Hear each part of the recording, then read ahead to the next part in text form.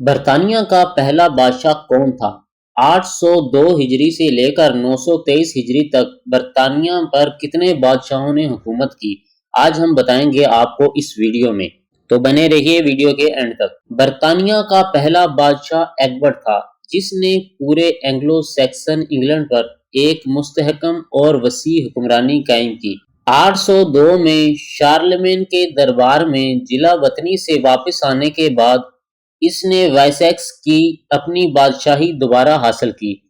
827 میں مرسیا کی فتح کے بعد اس نے ہمبر کے جنوب میں تمام انگلینڈ کو کنٹرول کیا۔ نارتھمبرلینڈ اور نارتھ ویلز میں مزید فتوحات کے بعد وہ بریٹوالڈا اینگلو سیکسن برطانوی حکمران کے لقب سے پہچانا جاتا ہے۔ تقریباً 70 سال کی عمر میں مرنے سے ایک سال قبل اس نے کارن وال کے ہنگسٹن ڈاؤن میں ڈینز اور کورنش کی مشترکہ قوت کو شکست دی۔ وہ ہیمپشائر کے ونچسٹر میں دفن ہے۔ ویسیکس کا بادشاہ ایکبرٹ کا بیٹا اور الفریڈ عظیم کا باپ۔ 851 میں ایتھل ولف نے اوکلے کی لڑائی میں ڈنمارک کی فوج کو شکست دی، جبکہ اس کے بڑے بیٹے ایتھلسٹان نے کینٹ کے ساحل پر وائکنگ کے ایک بحری بیڑے سے لڑا اور اسے شکست دی، جس کے بارے میں خیال کیا جاتا ہے کہ یہ انگریزی تاریخ کی پہلی بحری جنگ ہے۔ ایک انتہائی مذہبی آدمی ایتھل ولف نے اپنے بیٹے الفریڈ کے ساتھ 855 میں پوپ سے ملنے کے لیے روم کا سفر کیا۔ ایتھل ولف کا دوسرا بیٹا ایتھلبالڈ 834 کے لگ بھگ پیدا ہوا تھا۔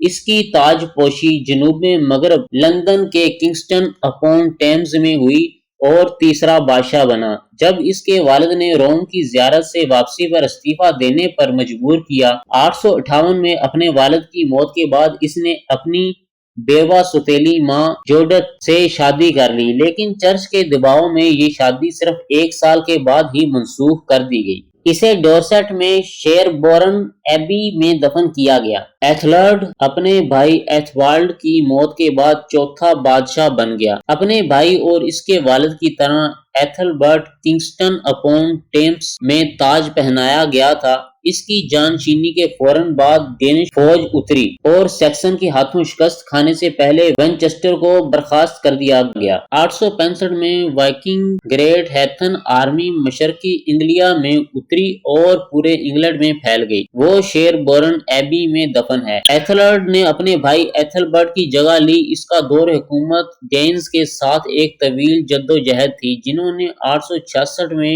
یارک پر قبضہ کر کے یورک کی وائکنگ سلطنت قائم کی تھی۔ جب ڈنمارک کی فوج جنوبی ویسیکس منتقل ہوئی تو خود کو خطرہ لاحق ہو گیا اور اسی لیے اپنے بھائی الفریڈ کے ساتھ مل کر انہوں نے ریڈنگ، ایش ڈاؤن اور بیسنگ میں وائکنگز کے ساتھ کئی لڑائیاں لڑیں۔ ایتھلرڈ کو ہیمپشائر میں میرٹن میں اگلی بڑی لڑائی کے دوران شدید چوٹیں آئیں اور ڈورسٹ کے وچمپٹن میں زخموں کی تاب نہ لاتے ہوئے مر گیا، جہاں اسے دفن کیا گیا۔ الفریڈ دی گریٹ 1871 تا 1899 ایتھل ولف کا بیٹا بادشاہ رہا۔ الفریڈ بہت پڑھا لکھا تھا اور کہا جاتا ہے کہ وہ 2 مواقع پر روم آیا تھا۔ اس نے بہت سی لڑائیوں میں اپنے آپ کو ایک مضبوط رہنما ثابت کیا تھا اور ایک عقل مند حکمران کے طور پر ڈینز کے ساتھ 5 سال تک امن قائم کرنے میں کامیاب رہا۔ ایڈنگٹن، روچسٹر اور لندن میں بڑی فتوحات کے ساتھ الفریڈ نے پہلے ویسیکس پر اور پھر انگلینڈ کے بیشتر حصوں پر سیکسن مسیحی حکومت قائم کی۔ اپنی مشکل سے جیتی ہوئی حدود کو محفوظ بنانے کے لیے الفریڈ نے ایک مستقل فوج اور ایک جینین رائل نیوی کی بنیاد رکھی۔ تاریخ میں اپنا